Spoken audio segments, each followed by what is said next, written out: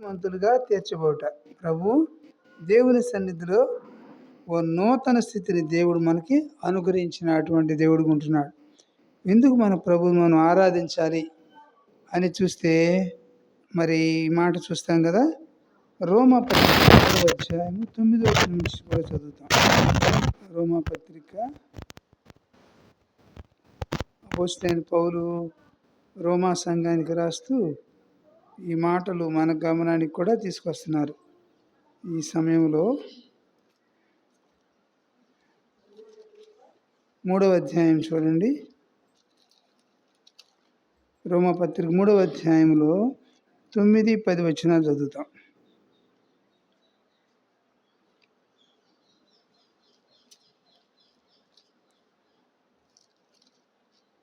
రోమా పత్రిక 3వ అధ్యాయము చూడండి.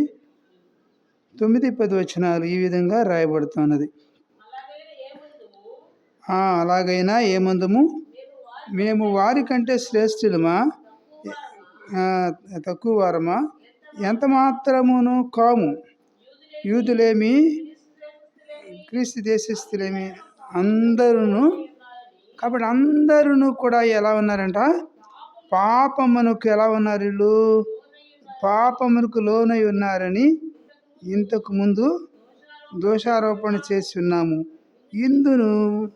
ఇందుకు రాయబడేది ఏమనగా, నీతిమంతుడు లేడు, ఒక్కడు లేడు, గ్రహించువాడు ఎవడునూ లేడు, దేవుని వెదకువాడు లేడు, అందరూ ఎలా ఉన్నారంట? త్రోవ తప్పి ఏకముగా పనికి మాలిన వారయ్యిరి అని దేవుని వాక్యం. మేలు చేయవాడును లేడు, ఒక్కడైనా కూడా లేడు. చాలు, చిన్న ప్రార్థన చేసుకుంటా ప్రభు సహాయం కొరకై.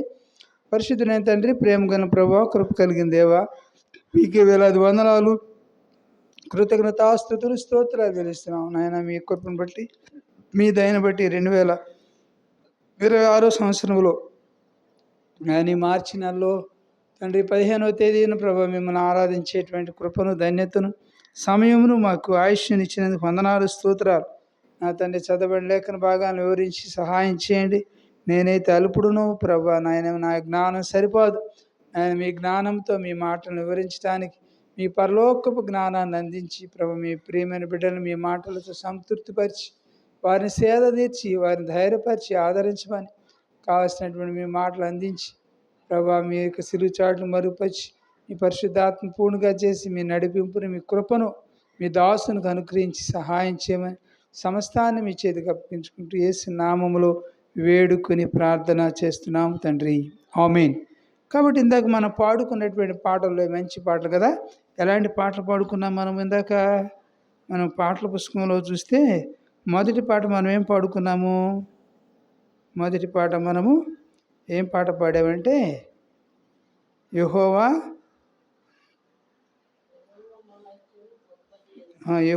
మహత్యము గొప్పది ఎంతో అనేటువంటి పాటను మనం వింటూ వచ్చాం.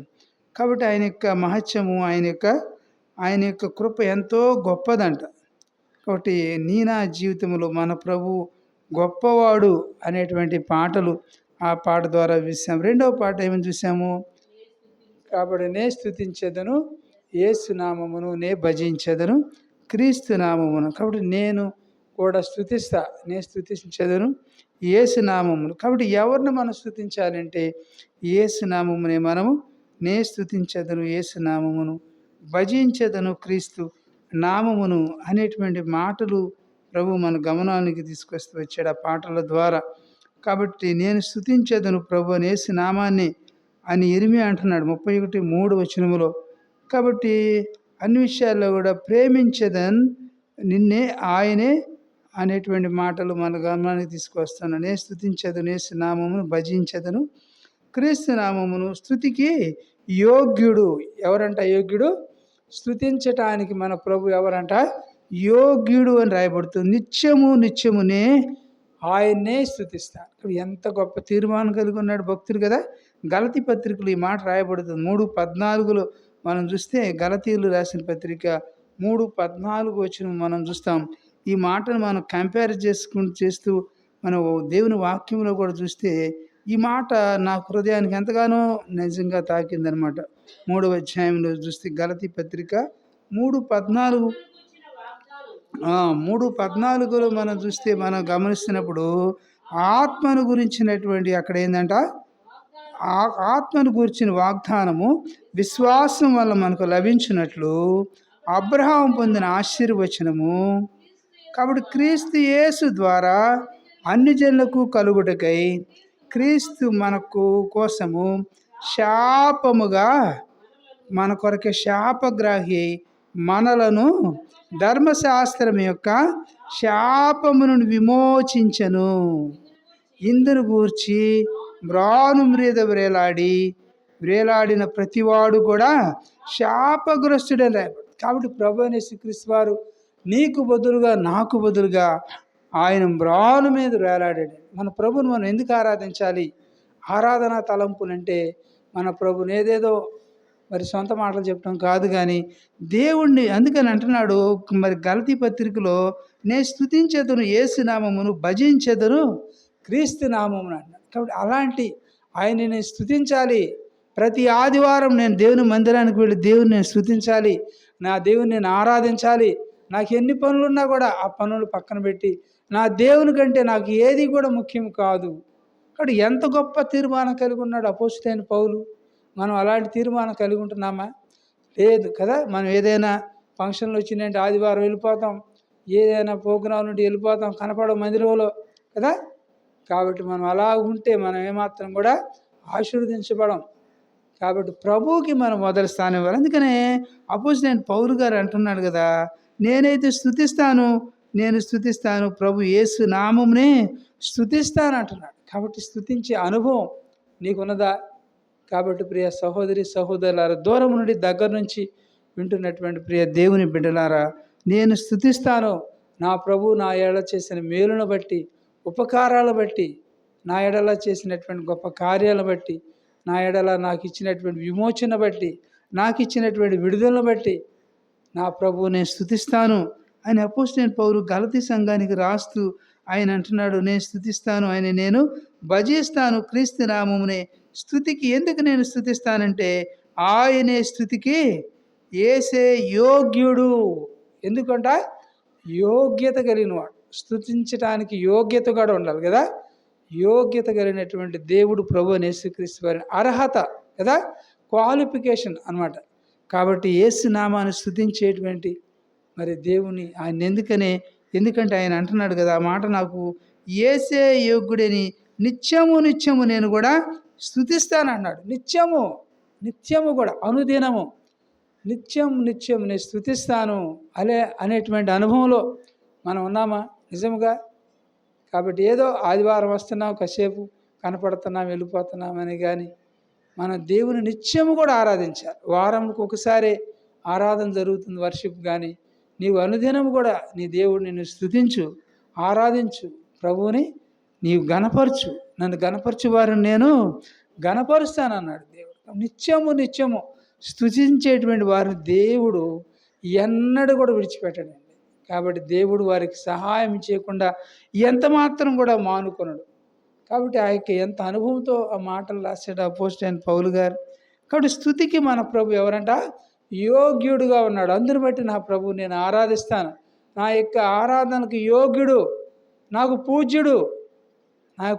పూజ్యుడు కనుక నేను ఆరాధిస్తాను, నా ప్రభునే గణపరుస్తాను అని మన ప్రభు హృదయమార కూడా ఈ మధ్యాహ్న కాల సమయంలో మన ప్రభుని ఆరాధించి గణపరిచే బద్దులమే ఉంటారు. అంత మాత్రమే కాకుండా అంటాడు ఆ పాటలో, ఆ ప్రభు యొక్క కృప ప్రేమ కనికరములు వర్ణింపనెవరికి తరమవున అంటాడు. మొదటి వచనంలోనే ఆ యొక్క ప్రభు యొక్క కనికరములు కృపలు ఎవరైనా వర్ణిస్తామా? నిజంగా ఎవరైనా వర్ణించగలుగుతామా? మనకు ఊహకు అందుతుందంటారా? ఒకసారి గమనించండి.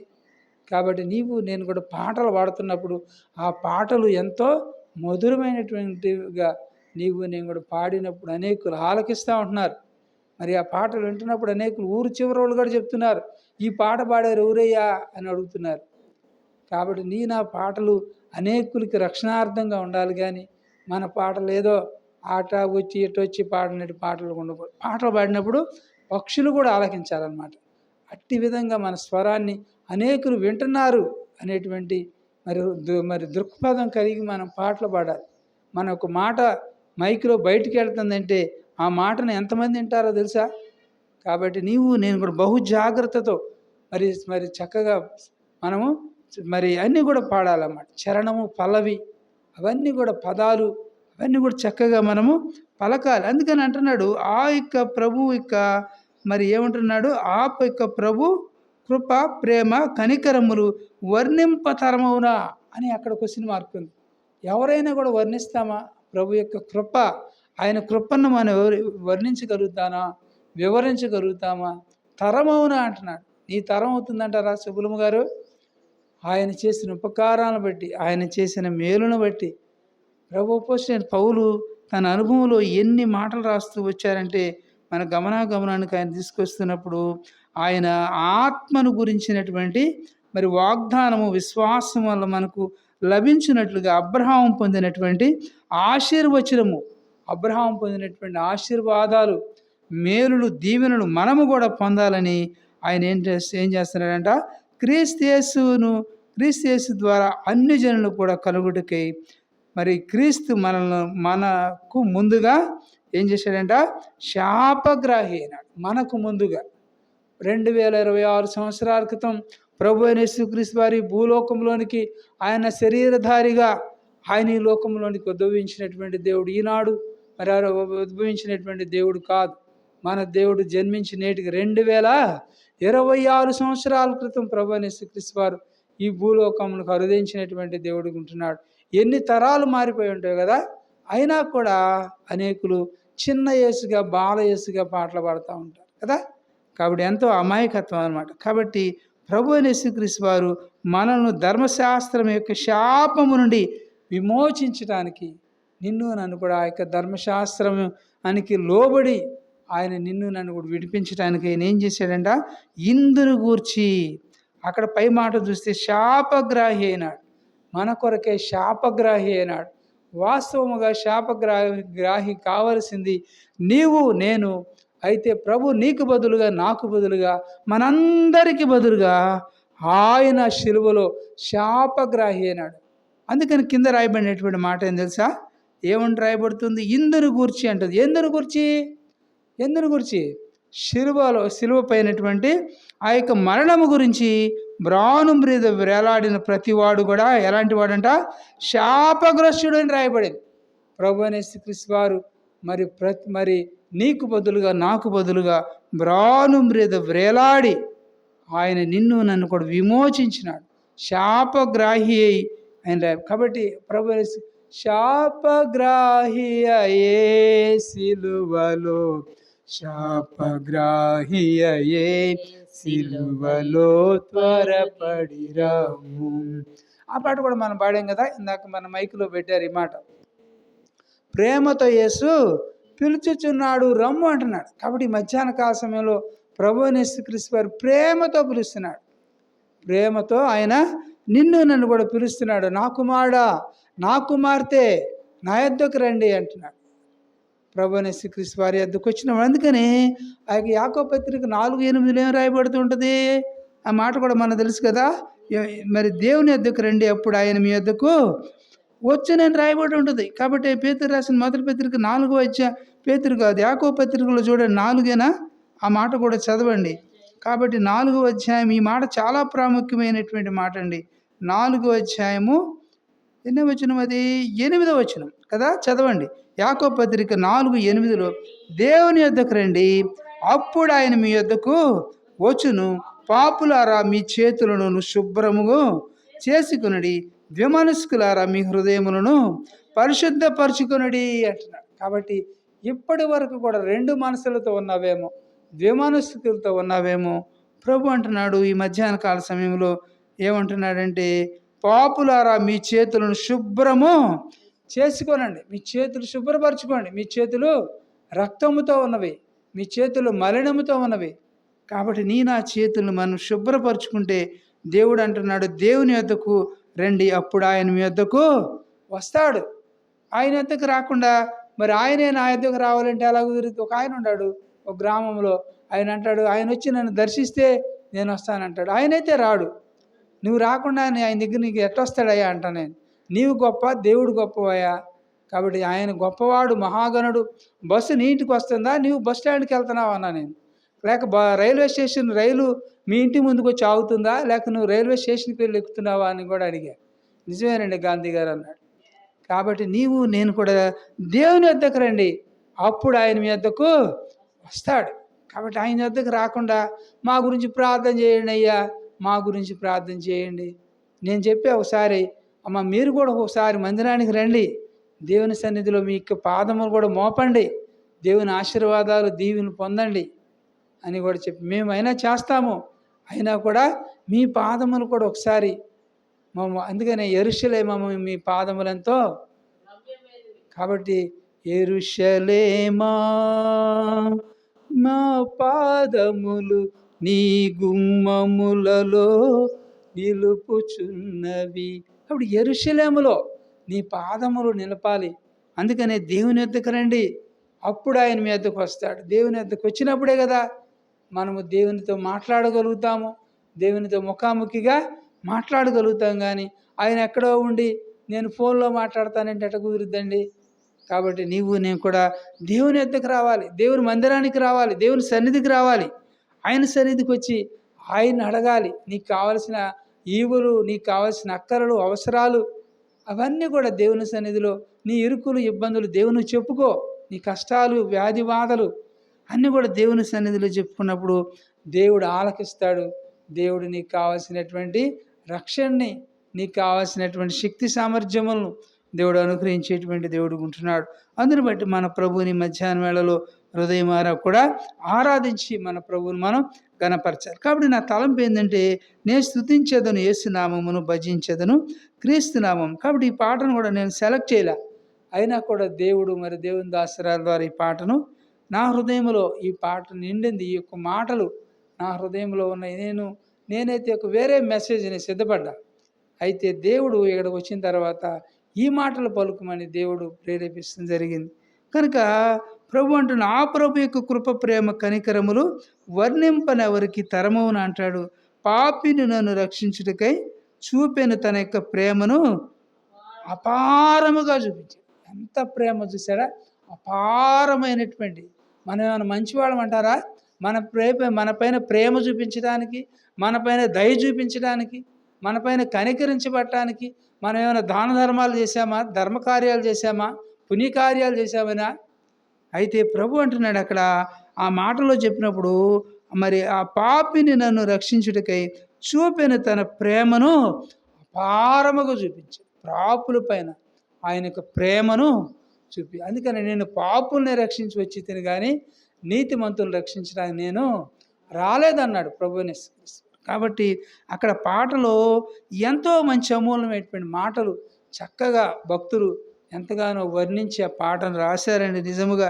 కాబట్టి పాపములన్నీ మరి మాట చూస్తే 3వ వచనం 2వ వచనంలో పాపములన్నీ బాపుడికై శాపములన్నీ మాపుడికై ఏ పాపం ఎరుగని. ప్రాముఖ్యమైనటువంటి మాట ఏంటంట, ఏ పాపం ఎరిగిన ఆ పావనుండు శాపగ్రాహి చావు అందినాడు.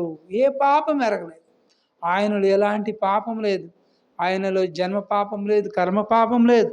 అందుకే పిలాతు అడుగుతాడు, ఏయ్యా వీళ్ళందరూ కూడా నిన్ను సిలువేయమంటున్నారు, మరి నువ్వు చేసినటువంటి పాపం ఏంది, నువ్వు చేసినటువంటి నేరం ఏంటి అని ఆ పిలాతు అడిగినప్పుడు ప్రభు అయిన యేసుక్రీస్తు వారు ఏమీ కూడా మాట్లాడు. గొర్రె బొచ్చు కత్తిరించి వాని ఎదుట మౌనుగా ఉండినట్లుగా ప్రభు అయిన యేసుక్రీస్తు వారు నోరు తెరవలేదు. నిన్ను నన్ను రక్షించడం కొరకై మన ప్రభు పాపములన్నీ కూడా మరి తీసివేయటానికి, శాపములన్నీ కూడా మరి ఆయన కొట్టివేయట కొరకై ఏ పాపం ఎరుగని ఆ పావనుడు, ఆ యొక్క పావనుడుగా ఆయన శాపగ్రాహి చావు అందినాడు. శాపగ్రాహి అయినటువంటి సిలువ పైనటువంటి మరణం ఎవరు పొందుతారని మనం చదివాము కదా. మ్రాను మీద వేలాడిన వాడు శాపగ్రస్తుడు. కానీ మ్రాను మీద ఈ విధంగా వేలాడదీస్తారు 3 మేకులతో.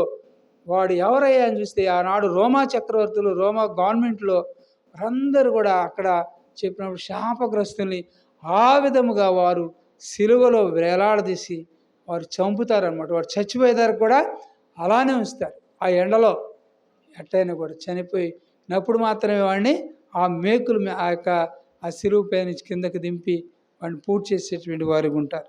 కాబట్టి ప్రభు అయిన యేసుక్రీస్తు వారు ఆయన ఏం చేశాడంటే, ఏ పాపం మెరిగిన ఆ పావనుండు శాపగ్రాహి ఆయన శాపగ్రాహి అయినటువంటి చావుని, మరణాన్ని మన కొరకే అనుభవించాడండి. అందును బట్టి మన ప్రభువుని మన హృదయమారా కూడా ఆరాధించాలి. ఈ 40 దినాలే మన ప్రభుని మరి సిలువ ధ్యానాలు మరి చేయటం కాదు, సిలువ ధ్యానాలు చేయడం మంచిదే. అయితే ఈ 40 దినాలే కాదు కానీ మనం బ్రతికినంత, అందుకని యేసు ప్రభుని ఏమన్నాడు, నిత్యము నిత్యము నేను స్తుతిస్తానంటున్నాడు. నిత్యము కూడా మనం స్తుతించాలి. ఆయన్ని వర్ణించడానికి నా యొక్క తరమవుతుందా అని తన్ను తాను తగ్గించుకుంటూ ఎంతగానో భక్తుడు ఆ పాటని ఎంతో తన హృదయాన్ని అన్వయించుకుంటూ ఆ పాటను చక్కగా రాయటం జరిగింది. కాబట్టి ఈ పాటని గలతీ పత్రిక 3వ అధ్యాయము 14వ వచనమును ఆధారం చేసుకుని ఈ పాటను రాశారండి. కాబట్టి నా జీవితంలో శోధన కాలముల ఎందున, వేదన కాలముల ఎందున నాదుడు యేసు మనతోడనుండా అంతమేగా మన యొక్క చింతలకు. కాబట్టి అనేకమైనటువంటి చింతలతో, అనేకమైన చికాకులతో, అనేకమైనటువంటి దుఃఖాలతో ఉన్నటువంటి నీకు నాకు కూడా మరి శోధన కాలాలు, ఈ కాలం అంతా కూడా శోధనలు ఉన్నాయ్యా అంటారు కదా. ఈ సంవత్సరం అంతా కూడా నాకు ఎన్నో శోధనలు వచ్చినాయి, ఎన్నో పరిశోధనలు వచ్చినాయి అని చెప్తారు. ఒక్కొక్క విశ్వాసాన్ని గదిపిస్తే ఎన్నో శోధనలు వచ్చినాయ్యా కుటుంబంలో, ఎన్నో ఇరుకులు పడ్డామయ్యా, ఎన్నో ఇబ్బందులు పడ్డామయ్యా అని చెప్పి. అయితే శోధన కాలాల్లో కూడా మన దేవుడు నీకు నాకు కూడా అంతమేగా మన చింతలన్నీ కూడా తీసేసేటువంటి వాడు మన ప్రభువైన యేసుక్రీస్తు వారే. అందును బట్టి మన ప్రభువుని మధ్యాహ్న కాలంలో హృదయమారా కూడా ఆరాధించాలి. అంత మాత్రమే కాకుండా 4వ వచనంలో అంటాడు, ఎనలేని ప్రేమతో కౌగలించను, ఎంచలేని మేళ్లతో నన్ను నింపినటువంటి దేవుడు. ఎన్ని మేళ్లతో మనం నింపాడు కదా. ఇంతవరకు కూడా ఆయన మేలు, ఎనలేని ప్రేమతో నిన్ను నన్ను కూడా కౌగలించుకున్నాడు. తనకి బిడ్డను ఏ విధంగా అయితే తండ్రి కౌగలించుకుంటాడో అట్టి విధంగా ప్రభువైన యేసుక్రీస్తు వారు నిన్ను నన్ను కూడా కౌగలించుకుని ఆయన నిన్ను నన్ను కూడా ఇంతవరకు కూడా ప్రేమిస్తూ వచ్చాడు. అందును బట్టే మన ప్రభువుని మధ్యాహ్న వేళలో హృదయమారా కూడా ఆరాధించి మన ప్రభువుని మనం ఘనపరచబద్దులమై ఉన్నాం. అంత మాత్రమే కాకుండా ఎంచలేని మేళ్లతో నన్ను నింపినాడు అంటున్నాడు. ఎన్ని మేళ్లతో మనం నింపాడు కదా, నేను కూడా ఊహించలేము. ఇలాంటి మేళ్లతో మన ప్రభు నిన్ను నన్ను ఇంతవరకు కూడా ఆయన మేలు చేయకపోతే మనం ఏం చేస్తాం? అందుకని ఒక ఆయన పాడాడు కదా, మేలు చేయక నీవు ఉండలేవయ్యా అంటాడు కదా. మేలు చేయక నీవు ఉండలేవయ్యా, ఆరాధించక నేను ఉండలేనయ్యా. మేలు చేయక నీవు ఉండలేవయ్యా, ఆరాధించక నేను ఉండలేనయ్యా. యేసయ్యా యేసయ్యా యేసయ్యా యేసయ్యా. కాబట్టి మేలు చేసేటువంటి దేవుడు కనుక ఇట్టి దేవుడిని నేను ఆరాధించకుండా నేను ఉండలేను అంటున్నాడు.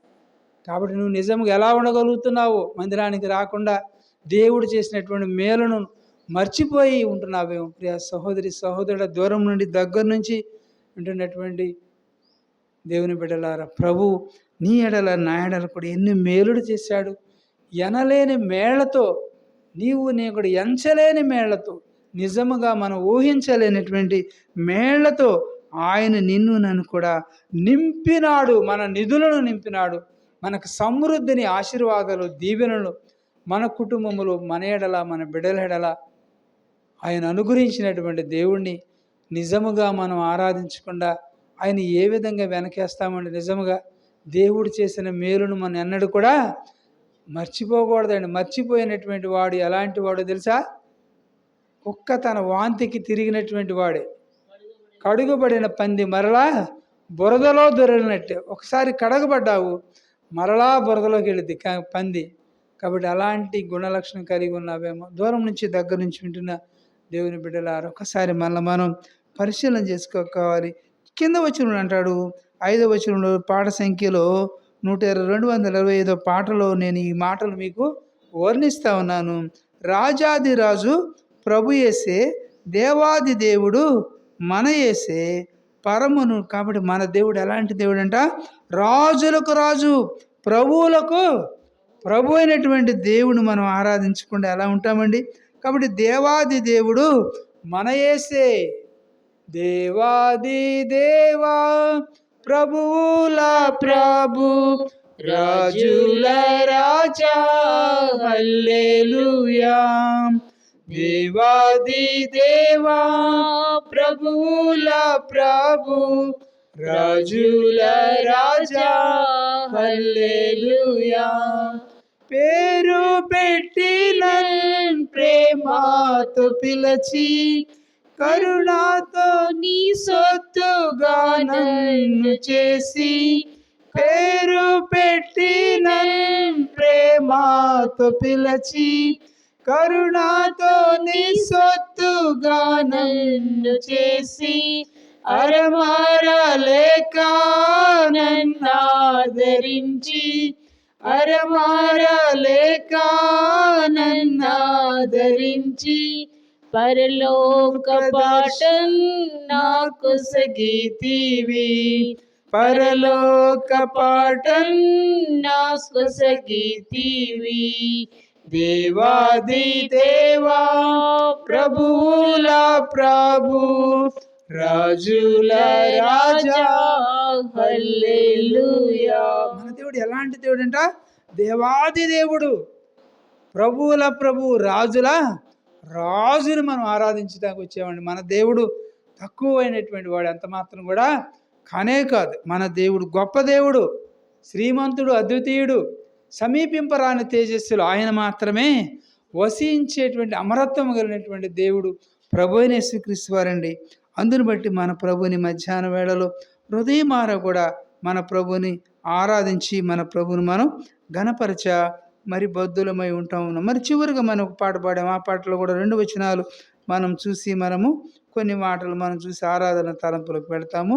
స్తుతి ప్రశంస పాడుతూ అనేటువంటి పాటలో కూడా మనం కొన్ని మాటలు చూస్తాం. ఎన్నో పాట పాడాము? పాట చూడండి, అక్కడే 212వ పాట, సీయోను పాటల పుస్తకంలో నుండి పాట సంఖ్య 212లో ఆయన అంటాడు, దేవుని యందు భయభక్తులు గలవారులారా మీరందరూ వచ్చి ఆలకించుడి అంటున్నాడు. కీర్తన గ్రంథం 66:16 వచనంలో దేవుని యందు భయభక్తులు గలవారా మీరందరూ వచ్చి ఏం చేయాలంట?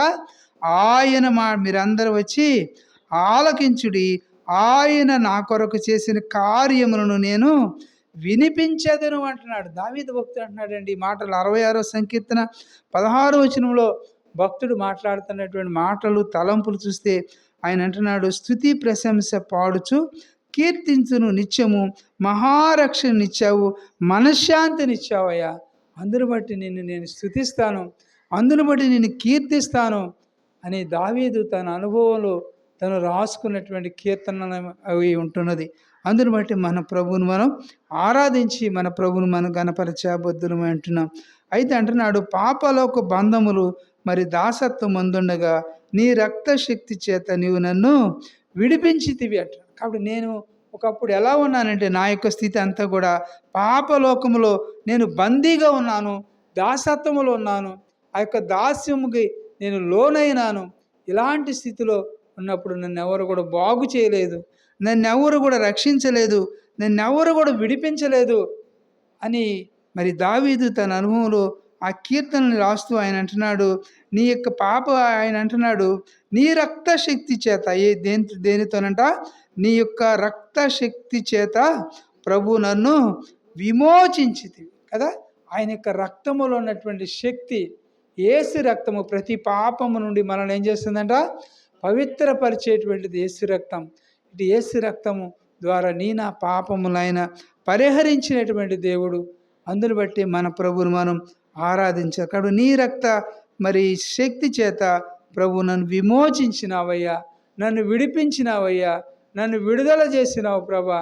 అందుని బట్టి ఈనాడు నిన్ను ఆరాధించగలుగుతున్నాను, నేను నిన్నందరి బట్టి నేను స్తుతించగలుగుతున్నాను అని మన ప్రభువుని హృదయమారా కూడా మన ప్రభువుని మన హృదయం నిండిన దాన్ని బట్టి, వాక్యముతో మన హృదయం నిండిన దాన్ని బట్టి మన ప్రభువుని మనం ఎంతగానో ఆరాధించవచ్చు. కాబట్టి దేవా, నేను ఇంతగా ప్రభు నీ యొక్క రక్త శక్తిలో, నీ యొక్క రక్తంలో ఉన్నటువంటి శక్తిని బట్టి నీకు వందనాలు, స్తోత్రాలు ప్రభువా అని మన ప్రభుని హృదయమార కూడా ఆరాధించి మరి మన ప్రభువును మనం గనపరచాలి. అంత మాత్రం కాకుండా 2వ వచనంలో అంటున్నాడు, పాప భారముచే నేను దుఃఖము పొంది తిని, నా ప్రభువే భరించెను నా యొక్క దుఃఖము, నా యొక్క బాధలు. నిజముగా మన యొక్క దుఃఖాన్ని, మన బాధలు ఎవరు కూడా తీసివేయలేరు. ఎవరికి చెప్పుకున్నా మన దుఃఖాలు తీరవు, మన శ్రమలు తీరవు, మన బాధలు ఎవరు కూడా తీసివేయలేరు. ఎలాగైందమ్మా, అలాగైందమ్మా, అయిందా అంటారే కానీ ఎవరు కూడా పరిష్కారం చూపించలేరు. అయితే ప్రభువే మన పరిష్కారం. అందుకని ఒక పాట రాస్తాడు భక్తుడు, యేసే నా పరిహారి, యేసే నా పరిహారి అంటాడు. కాబట్టి ఎవరు పరిహరిస్తారు, ఎవరు విడిపిస్తారు, ఎవరు రక్షిస్తారు ఈ పాపం నుంచి, ఈ నరకము నుంచి? అయితే ప్రభు అయిన యేసుక్రీస్తు. అందుకనే పాప భారముచే నేనైతే దుఃఖము పొందాను, అయితే నా ప్రభువే భరించెను నా యొక్క దుఃఖము, నా యొక్క బాధలు అన్నీ కూడా నా ప్రభువే నాకు బదులుగా ఆయన వీపు పైన నా బాధలన్నీ కూడా భరించినాడు, ఆయన వహించినాడు అని మన ప్రభుని హృదయమారా కూడా మనం ప్రభుని ఆరాధించి మన ప్రభుని మనం గణపరచబద్దులమై ఉంటున్నాం. అంత మాత్రం కాకుండా 3వ వచనంలో ఏమంటాడు, హృదయాంధకారముచే నేను దారి తొలిగాను. కాబట్టి ఒకప్పుడు నేను ఎలాంటి స్థితిలో ఉన్నానంట, హృదయము ఎలా ఉన్నదంట, అంధకారముచే నేను దారి, నా హృదయం చీకటితో నిండిపోయింది, పాపముతో నిండిపోయింది, హృదయ ఆలోచనలతో, మరి అనేకమైనటువంటి పాపపు తలంపులతో, పాపపు ఆలోచనలతో, పాపపు మనసు కలిగి, చెడ్డ మనసు కలిగి, ఇలాంటి స్థితిలో ఉన్నటువంటి నన్ను నాయన నీవు నన్ను విడిపించినావు ప్రభు. నేను ఎలాంటి వాడిని అంటే, నా హృదయము అంధకారముచే నేను దారి తొలగిపోయాను, నేను లోకములో కలిసిపోయాను, పాపములో కలిసిపోయాను ప్రభు. అయితే ప్రభువే ఏమైందంట, ప్రభువే జ్యోతి ఆయను, ప్రభువే నన్ను వెలిగించినాడు. జ్యోతి అనగా వెలుగుని దేవుడు నా జీవితంలో ఒక జ్యోతిగా నా ప్రభు నా హృదయంలో ఉద్భవించినాడు, నా హృదయాన్ని వెలిగించినాడు, నా హృదయంలో ఉన్నటువంటి పాపాన్ని తీసివేశాడు, నా హృదయంలో పాపాన్ని కడిగివేశాడు. ప్రభువే జ్యోతి ఆయను, సత్య మార్గమును నాకు చూపించినాడు. ఇది నిజం, ఇదే సత్యము. ప్రభు యేసుక్రీస్తు వారే సత్యము, నేనే మార్గమును సత్యమును నేనే జీవమునై ఉన్నానని ప్రభు యేసుక్రీస్తు వారు ఒక మార్గాన్ని మనకు చూపించాడు. ఆ వేని నీకు నాకు కూడా అనుగ్రహించినటువంటి దేవుడికి ఉంటున్నాడు. అందుని బట్టి మన ప్రభువును మనం ఆరాధించాలి. ఎన్ని మంచి తలంపులు, ఎన్ని మాటలు మన గమనానికి ఆరాధన తలంపులు దేవుడు తీసుకొస్తున్నాడు చూసారా.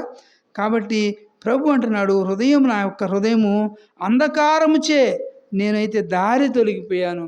ఇలాంటి మరి దారి తొలగిపోయి నేను ఎంతో పాపములో పడిపోయాను.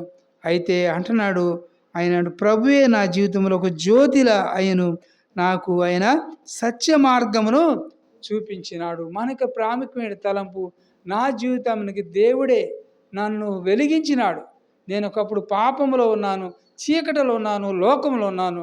అయితే ప్రభు నన్ను వెలిగించినాడు, ఒక జ్యోతి వలె నన్ను ప్రజ్వలింపచేసినాడు.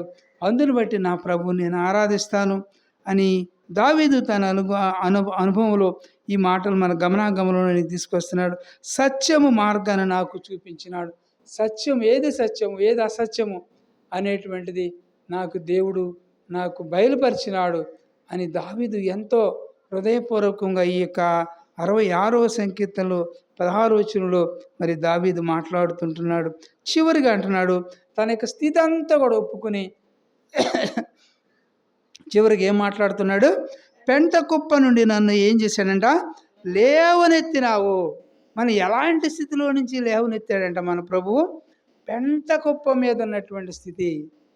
ఎలాంటి స్థితి అంటే పారవేయబడినటువంటి స్థితి, నీచ స్థితి, ఇలాంటి దుర్వస్థ. అందుకని సమూయేలు గ్రంథం ఉంటుంది ఆ మాట కదా, మొదటి అధ్యాయంలో సమూయేలు గ్రంథం, మొదటి సమూయేలు గ్రంథంలో ఆ మాట మరి నా జీవితంలో ఆయన అంటాడు. అక్కడ అంటాడు 7వ వచనం, సమూయేలు రాసిన మొదటి గ్రంథం 2వ అధ్యాయంలో మరి అక్కడ చూస్తే 7, 8 వచనాల్లో చూస్తే అంటాడు కదా, 7-8 వచనాల్లో యెహోవా దారిద్ర్యమును ఐశ్వర్యమును కలుగజేయవాడు. మన దేవుడు ఎలాంటి దేవుడు చూసారా? నిజముగా ఒకప్పుడు దరిద్రపు స్థితిలో, ఏమీ లేని స్థితిలో, ఒక పూట కూటికి లేని స్థితిలో, ఒక గృహము లేని స్థితిలో, ఒక ఉద్యోగం లేని స్థితిలో కదా మనం ఉన్నప్పుడు, ఎన్నో మరి పని లేక ఏమీ లేని స్థితిలో, మరి డబ్బులు లేక పనవటని తూర్పని వెళ్ళినటువంటి స్థితిలో నుంచి దేవుడు ఈనాడు క్షేమాన్ని ఇచ్చాడే, నెమ్మదినిచ్చినాడే అనేటువంటిది మనం ఎప్పుడైనా గమనించుకున్నామా? మనం ఏ స్థితిలోంచి ఈ స్థితిలోకి వచ్చామో అని ఎప్పుడైనా కూడా గమనించుకుంటున్నావా? లేక మర్చిపోయి నేను దేవుడు హెచ్చించాడులే అని పూర్వపు స్థితిని ఎప్పుడు కూడా మనము మర్చిపోకూడదు. కాబట్టి నేను కూడా నేను ఎక్కడి నుంచి వచ్చాను, ఎక్కడికి వెళుతున్నాను అనేటువంటి అవగాహన మనం కలిగి ఉండాలి. అందుకనే సమూయేలు గ్రంథంలో ఆయన అంటాడు, యెహోవా దారిద్ర్యమును ఐశ్వర్యమును కలుగజేయవాడు. ఎందుకు మన ప్రభువును మనం ఆరాధించాలి? మన దేవుడు ఎవరంట? దారిద్ర్యమును మరి ఐశ్వర్యమును కలుగజేయువాడు. అందును బట్టి మన ప్రభుని ఆరాధించాలి. అంత మాత్రం కాకుండా క్రింద ఏమంటాడు? కృంగజేయువాడును లేవనెత్తువాడును ఆయనే. కాబట్టి మన దేవుడు ఎలాంటి దేవుడు అంట? కృంగ చేసేటువంటి దేవుడు, లేవనెత్తేటువంటి దేవుడు. ఒకప్పుడు కృంగని స్థితిలో ఉన్నావేమో, దేవుడు నిన్ను ఇప్పుడు పైకి లేవనెత్తినాడు. ఆయన లేవనెత్తిన స్థితి నుంచి మన ప్రభు నన్ను లేవనెత్తావు ప్రభు. నేను ఎలాంటి స్థితిలో ఉన్నాను ప్రభు, నా కుటుంబాన్ని నీవు లేవనెత్తినావు ప్రభు, నన్ను రక్షించినావు ప్రభు, నా స్థితిని మార్చావు, నా బ్రతుకును మార్చావు, నా జీవితాన్ని మార్చావు ప్రభు. నీకు నేనేమి ఇవ్వగలను ప్రభు? నాయన ఎలాంటి స్థితిలో ఉన్నటువంటి నన్ను నీవు రక్షించినావు ప్రభు, నీవు నన్ను విమోచించినావు ప్రభు అంటూ ఆయన అంటాడు కింద భాగంలో ఏమంటే, కాబట్టి దరిద్రులను అధికారులతో కూర్చుండబెట్టుటకు మహిమగల సింహాసనమును స్వతంత్రింప చేయుటకును వారిని మంటిలో నుండి ఎత్తువాడు ఆయనే. కాబట్టి లేమి గల వారిని పెంట కుప్ప మీద నుండి లేవనెత్తువాడు ఆయనేనండి. నిజంగా ఈ రహస్యాన్ని నువ్వు ఎప్పుడైనా గుర్తించావా ప్రియ సహోదరి సహోదరుడా? కాబట్టి దేవుడు నిన్ను ఇంతగా బలపరిచాడు, ఎంతగా నిన్ను హెచ్చించినాడు అనేటువంటిది మర్చిపోయి నీవు దేవుణ్ణి వెనకేస్తున్నావేమో. అయితే ప్రభు అంటున్నాడు ఈ మధ్యాహ్న కాల సమయంలో, మరి ఆయన దరిద్రులను అధికారులతో కూడా కూర్చుండబెట్టుటకు మహిమ గల సింహాసనము స్వతంత్రింప చేసినటువంటి దేవుడు. ఒకప్పుడు నేను కూడా ఎలాంటి వారు ఉన్నామంట? దరిద్రులము. కాబట్టి దరిద్ర స్థితిలో ఉన్నాము, దారిద్ర్య స్థితిలో ఉన్నాము, పేదరికములో ఉన్నాము. ఇలాంటి స్థితి నుంచి దేవుడు మనల్ని ఏం చేస్తూ వచ్చాడంట? అధికారులతో కూర్చుండేటువంటి ధన్యతను, అధికారులతో కూర్చుండేటువంటి భాగ్యాన్ని, వారి ప్రక్కనే సీట్ వేసుకుని కుర్చీ వేసుకుని కూర్చోవడానికి దేవుడు నీకు అర్హతనిచ్చాడు. ఎంత గొప్ప దేవుడు కదా! అందుని బట్టి మన ప్రభువుని మహింపరచాలి, అవసరం లేదంటారా? కాబట్టి నేను ఏ స్థితిలో నుంచి వచ్చాను, దీనికి నేను అర్హుడేనా అని నన్ను నేను పరిశీలన చేసుకోవాల్సిన వారమే ఉంటామన్నాం.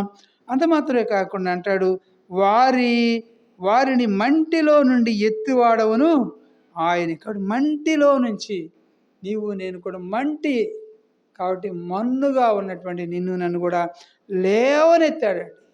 మంటిలో ఉన్నటువంటి నన్ను కూడా మంటిలో నుంచి బంగారాన్ని తీసినట్టుగా దేవుడు నన్ను కూడా లేవనెత్తినటువంటి దేవుడు ఉంటున్నాడు.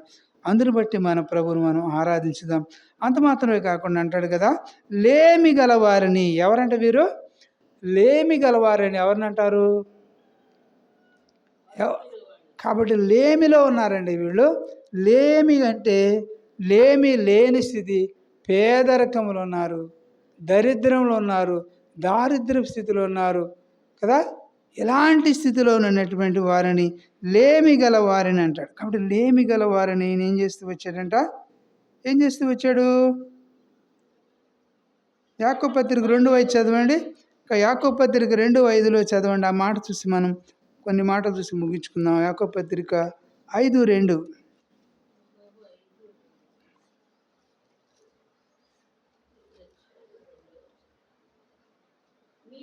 యాకోబు పత్రిక 2:5. యాకోబు పత్రిక 2:5 చదవండి. యాకోబు పత్రిక 2వ అధ్యాయం 5 వచనంలో, కాబట్టి నా ప్రియ సహోదరులారా ఆలకించుడి, ఈ లోక విషయంలో దరిద్రులైన వారిని విశ్వాసమందు భాగ్యవంతులుగాను, తను ప్రేమించు వారికి తాను వాగ్దానం చేసిన రాజ్యమునకు వారసులుగాను ఉండుటకు దేవుడు ఏర్పరచుకొనలేదా? చూసారా? కాబట్టి ఒక ఉదాహరణ దేవుడు మనకి ఇస్తా ఉన్నాడు.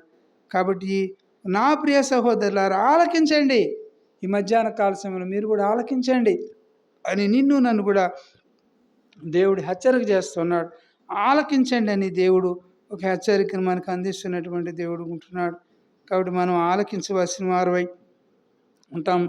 ఎందుకంటే ఈ లోక విషయంలో దరిద్రులైన వారిని విశ్వాసముందు వారు ఎలాంటి వారు ఉన్నారంట? భాగ్యవంతులు. భాగ్యవంతుడుగా నిన్ను నన్ను కూడా భాగ్యవంతురాలుగా చేశాడండి నిజంగా మన దేవుడు. మనం ఎలాంటి వారికి ఉన్నామంట? పెంట కుప్పల మీద ఉన్నటువంటి స్థితిలో, లేమిగలిగిన స్థితిలో నుంచి మరి పెంట కుప్ప మీద నుండి లేవనెత్తువాడు ఆయనే. నిన్ను నన్ను కూడా ఇలాంటి స్థితిలో నుంచి దేవుడు లేవనెత్తి నిన్ను నన్ను కూడా ఇంతగా ప్రేమించినటువంటి ప్రభువుకు మనం ఏమి ఇవ్వగలం? కాబట్టి ప్రభుని హృదయమార కూడా, మనసారా కూడా మన ప్రభుని హృదయమార కూడా ఆరాధించి మన ప్రభువుని మనం ఘనపరచుదాం. కాబట్టి పెంట కుప్ప నుండి నన్ను లేవనెత్తితివి, దరిద్రుడనైన నన్ను నీవు ఏం చేశాడంట? రాజుగా చేసావంట. దరిద్రుడు ఉన్నటువంటి నన్ను నీవు ఈనాడు ఏం చేసావు? రాజుగా చేసావు. అందును బట్టి నేను ఆరాధిస్తున్నాను, అందును బట్టి నేను స్తుతిస్తున్నాను అని మన ప్రభుని మధ్యాహ్న కాల సమయంలో చెప్పబడినటువంటి లేఖన భాగంలో ఆధారం చేసుకుని కొంత సమయం మనం ఆరాధిస్తాం మన ప్రభుని.